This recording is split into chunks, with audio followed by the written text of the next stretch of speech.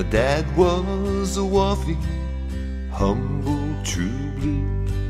My dad was a wharfie, his father too. From 1937 to 1982, working from Walsh Bay to Woolloomooloo.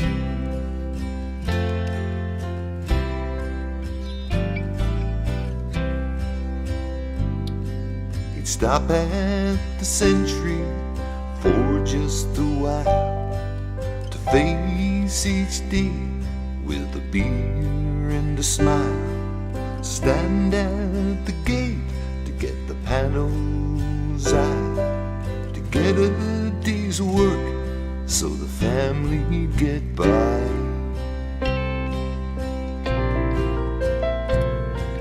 Some days are lucky, you work like a dog. Some things you love, some things you flog.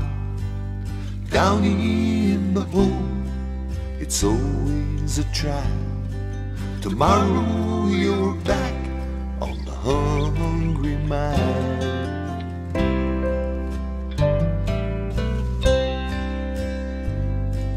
Well, Dad hoped to Christ you'd get word today. The best Mom could do was silently pray. One on her breast and one on the way. The best we could do was live pay to pay.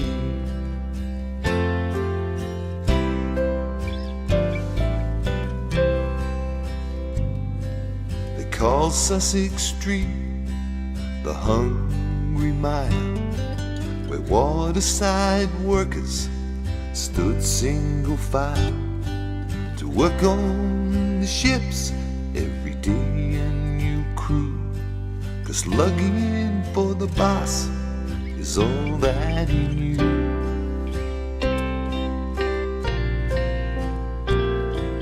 Some days are lucky, you work like a dog. Some things you love, some things you flog. Down in the hole, it's always a trial. Tomorrow you're back on the hungry mile.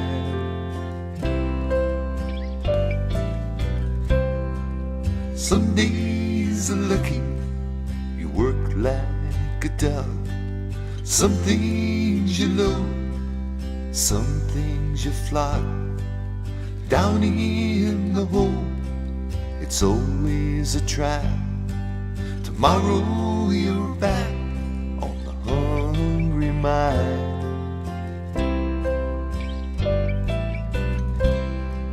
Tomorrow you're back on the hungry mile.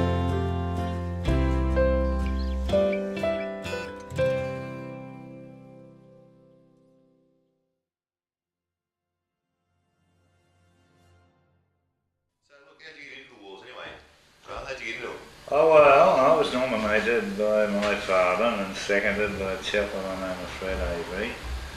in 1937, having just come off the track, so to speak, you know. And what do you mean off the track? oh, hoboing really. Hoboing? Oh yeah, train jockeying, as I used to call it. Train jockeying? Train jockeying. Whereabouts would you go? Oh, all over the place, Victoria, Queensland. So you travel a lot, eh? Yeah, yes, quite a bit. At the government's expense? The government's expense, exactly. Oh, right, good stuff.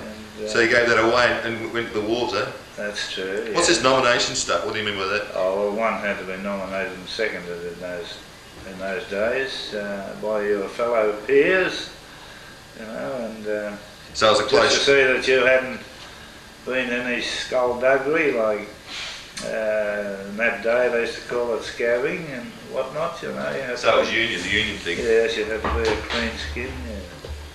Clean skin in the union, but your old man, in fact your old man was a wharfie help, didn't it? That's right, yes. He was a wharfie. He had medal number 52, as a matter of fact. And, I came in at 4686. Which is well after you In now. 1937, oh now, they give numbers as they drop out. They refurbish a new member with the same number. Like, you know, there might be a member in there now with my father's number that has only been in, say, 5 or 6 years, something like that. So when the number becomes defunct, they give it to some other member, some new member. What about the characters in those days? Oh, characters. What about the The louts? place was full of them. Full of louts? Yes, if your name was, what's your name? If your name was Wilson, or Sykes, or, who was the other? Oh, it matters not, but if you're a Wilson or a Sykes, you're a boss, and if you're a Smith or Jones, you're a labourer. Alright. So, there was that many of them. There was about 5 or 6 Wilsons. Oh yes, of course, the James boys. Yeah. There was about 6 or 7 of them. Alright, so they bosses. You know, but well, that was in latter years. But early, they used to be the collar and tie and vest and fob watch type. Alright. You know, boss. Oh yeah. But then they got around to ex-wharf labourers, etc. You know, Alright. the Patrick's and whatnot. But What about Rattlehead? What was Rattlehead? no, well, that was at Patrick's. They had what's his name, Reg Reed, got the idea to take on so many wharf labourers and give them 3p an hour or 6p an hour more than the wharf labourers, to heal them up. Right. Well, that's what they used to call him, Reed, Hurls Beals. And they were running around like headless fowls and whatnot, you know. They used to give them all names, you know, and they had some fantastic names there, like, what's his name, the mass murderer, and Rattlehead, of course. Rattlehead. Yeah. That's a winner. In and out the windows, singlets. Yeah, he was always on your back. It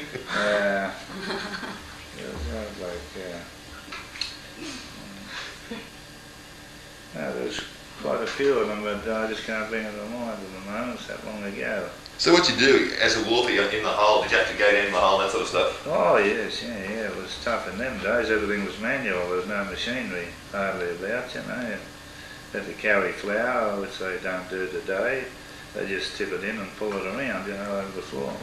But you had to carry it in those days, and you had, you'd have anything up to 14 men below, you know, carrying flour. Just come in the gantries at White Bay, of Leave Island, and it was continuous, you know. They'd from the trucks outside, they'd put it on the gantry, what they call the gantry. You come through the shed and drop down the shed into the ship, you know, because you had to be there to take it and waltz away and stow it, see, on your back. And this got a bit monotonous after about 8 hours, you know.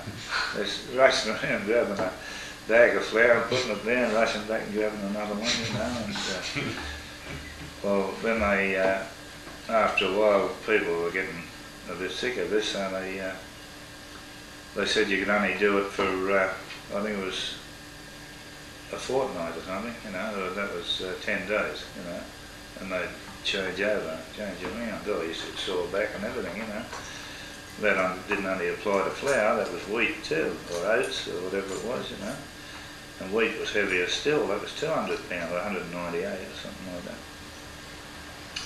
But these days they got machinery, you know, to do all this. During the war, when the Yanks come here, they introduced the pallet, you know, and the forklift. And everything was mainly done, they used to put forklifts down below then, you know. Well, that done away with the labour. All they had to do was just pick it up with a fork and stow it, you know, everywhere. That done away with a lot of labour below. They were one time, in front flour you'd have 14 then below, and then when the gang system came in, that was in the 50s,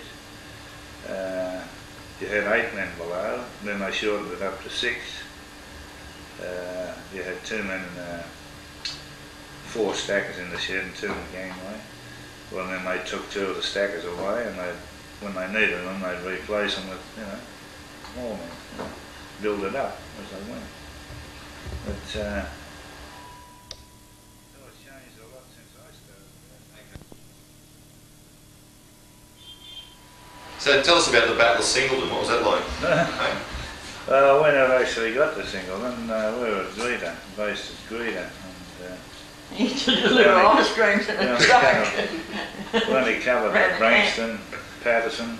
These are rivers, are they? No, they're Maitland, yes. You used to deliver ice cream, take them around all the camps. Yes, I was the ice cream deliverer to Rutherford and Largs. And, we used to have to go through Maitland to get to those places, or to Largs anyhow, and we used to come back and stay in Maitland, have a couple of beers before we went back to the camp, at Greta. But it was an all-day job, or we made it an all-day job, let's put it that way. You had a driver with you, did you? Someone else with you? No, I was the driver. You were the only one person? No, another bloke. Bloke with us, deliveries. Well, you had to unload the truck when you get there. 2 of us, yeah. Unload it all. So you developed that all-day skill on the Was walls? it Peter's ice cream, yeah. or don't you remember? You developed that skill on the walls, did you? That's something, you took something with you, eh? Was it Peter's ice cream? Yes, of course. What about rough? Was it rough? I mean, the blokes were tough. I mean, like blues and that sort of stuff. On the walls? Yeah. Oh, yes, yes. On the walls or Yeah, we had a couple of real characters there at Central. Bunner Sykes, he was a real rough and tough gentleman, and Hogan, well known as Hogan. There's quite a few well-known thug identities, from the rocks. All right. Did you ever get any blues yourself? Or? No, not really. Too smart, eh? No, they're too smart for But that. they used to call it Lofty or Sandy, wasn't it? Yeah, Sandy, something wasn't like that. Yeah, because of his hair and everything. Bonehead or something like that. Dumbo, nothing like that.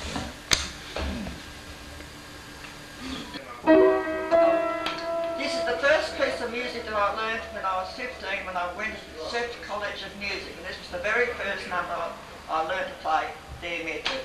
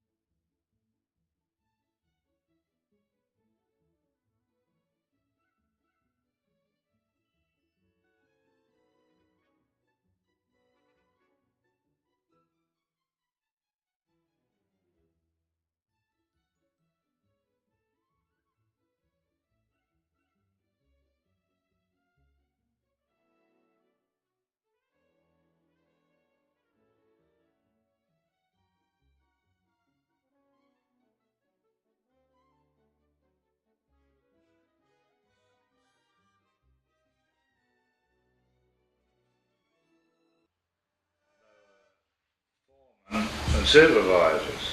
You see.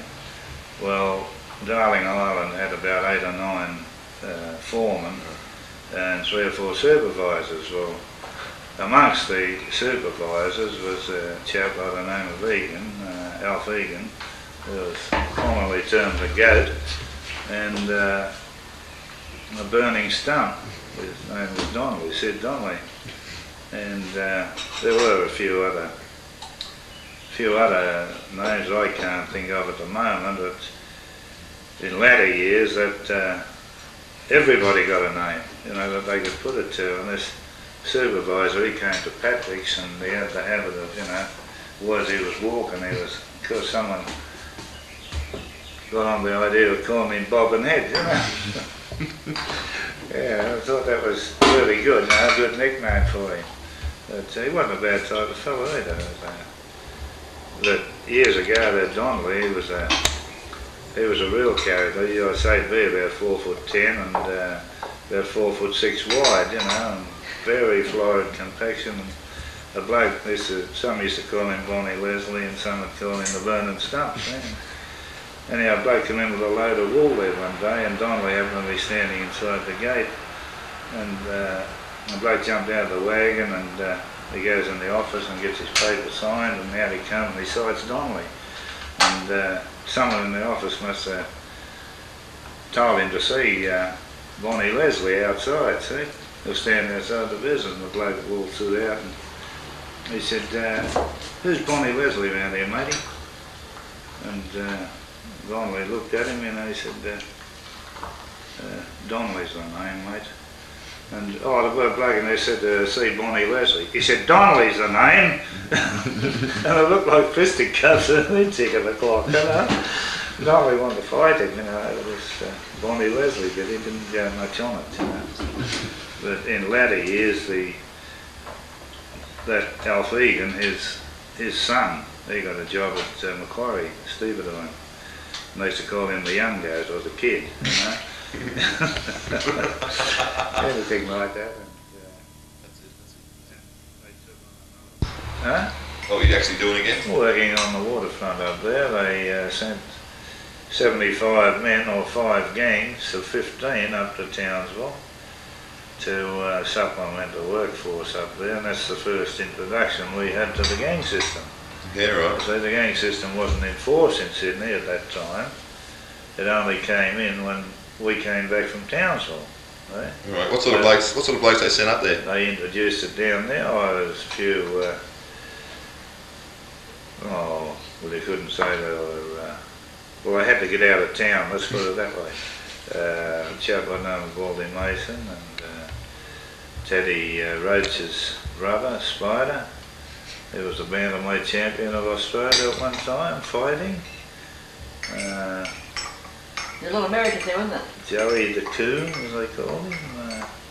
That must be for But there was 5 gangs, and we stayed there for 5 months. Tell them how you nearly killed yourself up there. Oh no, I dived in the ditch up there. They had a swimming pool on Cleveland Bay there, just down around from the town, opposite the Queen's Hotel, and it had a platform on it, but it broke off, you know. And we went to swim, had a day off there one day, we all went swimming there. And this Calderwood, or Coke as they called him, he was down, I climbed up the framework, you know. Of course it's murky water up there, it's not, you know, not clear. Mm-hmm. And he was fooling around down below there, and I happened to say to him, "How deep is it, Coke?" you know, and he must have been sitting on the bottom with his hand over his head, you know. I couldn't see it, because I dived in and bang, hit me crumpet on the sand, just as well I was a bad diver. In hospital for 6 weeks? No, I was in hospital for 6 weeks. Oh, lying on flat on the board, yeah, he nearly broke something here, you know. I thought I had a broken neck. So anyhow, it was fun. And everything was numb, you know, I couldn't, anyhow, I was on a bed, no pillow or anything, it was padded, of course, you know, honey, thin and... Were you allowed to sit up at all on that?